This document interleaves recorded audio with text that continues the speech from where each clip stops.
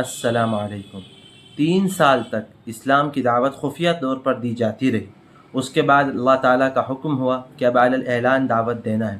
لہذا رسول اللہ صلی اللہ علیہ وسلم صفا پہاڑ پر چڑھے اور آپ نے یا صباحاہ کا نعرہ لگایا۔ یہ مکہ والوں کا ایک ایمرجنسی کال تھا۔ اس کا مطلب یہ تھا کہ کوئی خطرہ ہے یا دشمن حملہ کرنے والا ہے۔ جب مکہ کے لوگوں نے یہ سنا تو فوراً صفا پہاڑ کے ارد گرد آ کر جمع ہو گئے۔ آپ صلی اللہ علیہ وسلم نے کہا کہ اگر میں تم سے یہ کہوں کہ اس پہاڑ کے پیچھے سے ایک لشکر حملہ کرنے والا ہے تو کیا تم بات مانو گے؟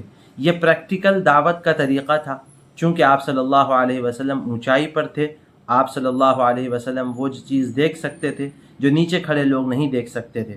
دوسرا، آپ صلی اللہ علیہ وسلم الصادق اور الامین مشہور تھے، اس لیے قریش کے لوگوں نے فوراً کہا کہ ہاں بالکل ہم آپ کی بات پر یقین کریں گے۔ پھر آپ صلی اللہ علیہ وسلم نے کہا تو پھر میں تمہیں ایک ایسے عذاب سے ڈراتا ہوں جو بالکل تمہارے سامنے آ ہی پہنچا ہے۔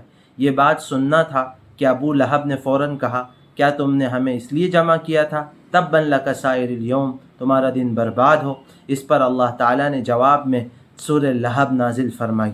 مکہ کے لوگ یہ بات سننے کے بعد خاموش ہو گئے اور وہاں سے ادھر ادھر ہو گئے۔ یہ علی الاعلان اسلام کی دعوت کی ابتدا تھی۔